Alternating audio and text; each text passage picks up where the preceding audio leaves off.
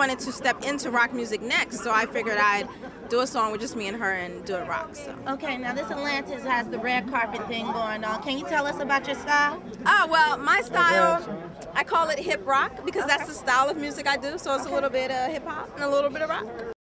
As the night progressed, many of Atlanta's hometown celebrities began to grace the red carpet.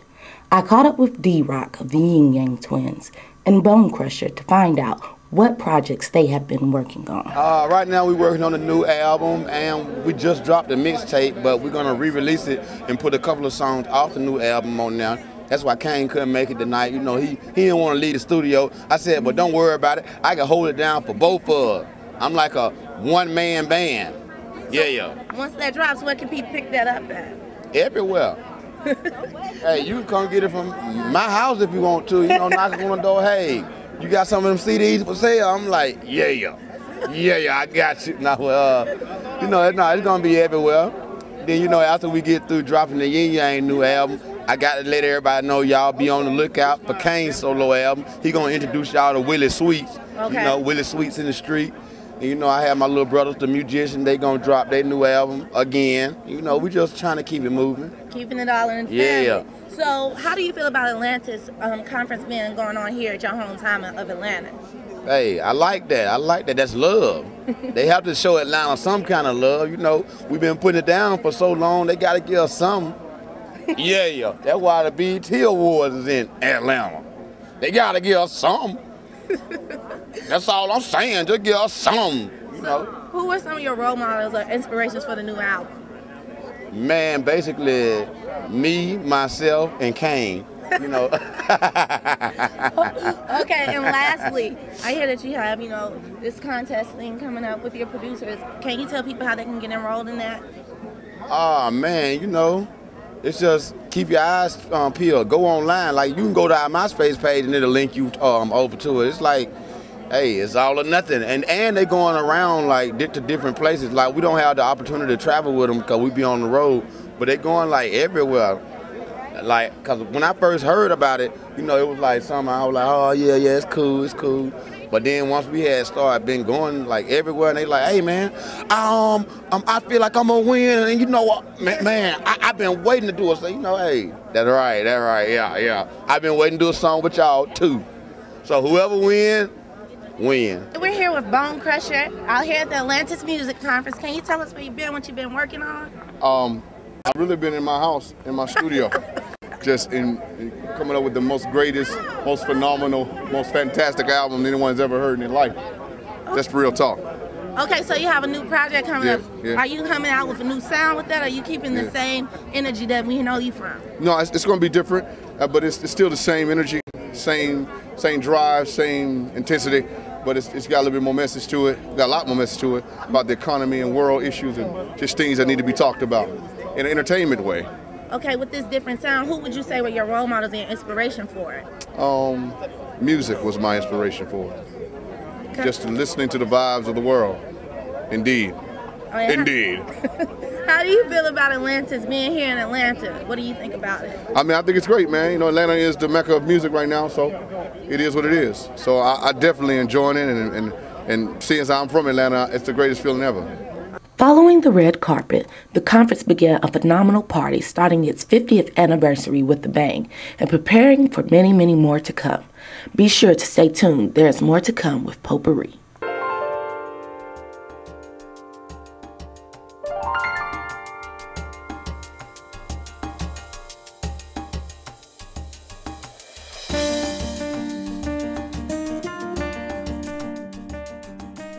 Wednesday, September 24th, 2008, Clark Atlanta University hosted the Miss United Negro College Fund pageant at the Henderson Student Center. 6 contestants battled it out for the title of Miss UNCF 2008.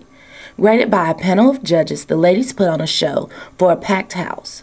Before the show, we spoke with members of the audience to find out their roles in anticipation. What role did you play in this event? In this event, I was the choreographer for the opening number. The dance that they do in the beginning was put together by me. Okay, so how was it like working with the women in this show?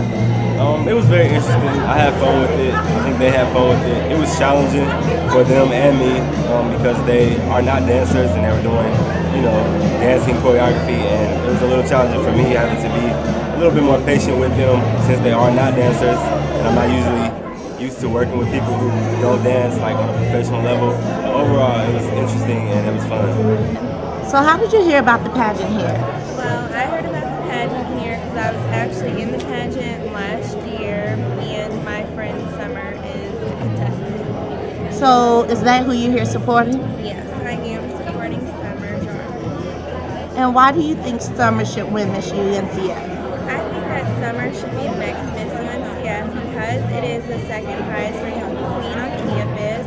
I feel as though she can make a change on our campus, and she'll create a lot of fundraisers and help bring in more money to the school, and she'll do a lot of community service activities. After wowing the crowd with their opening performance, the ladies returned to the stage dressed for the business scene.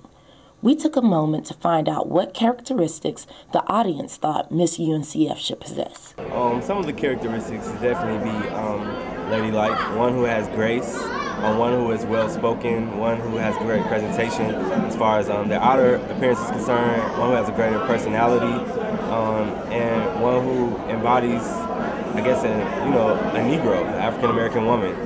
Miss UNCF should be passionate about what she does, determined, hardworking, and very responsible. The show not only focused on the women involved, but there were also performances during the show to keep the audience entertained.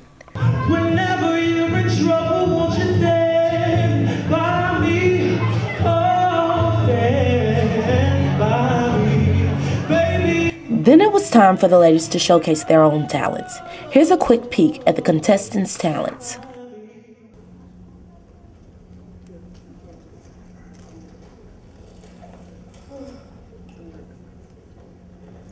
Imagine if we couldn't see color. We would all be sisters and brothers. I will shield your heart from the rain. I will let no harm come your way. All these arms will be your shelter. No, these arms won't let you down. And if there is a mountain to move, I will move that mountain for you.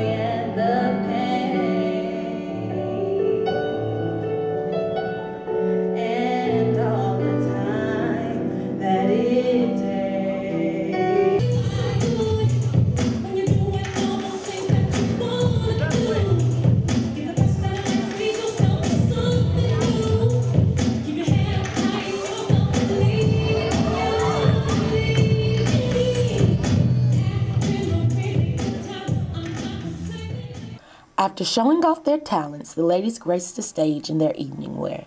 Embodying the grace and beauty necessary for the title Miss UNCF, the ladies wait patiently for the infamous question and answer segment of the show. And as the former Miss UNCF takes her final walk, the moment everyone has been waiting for draws near.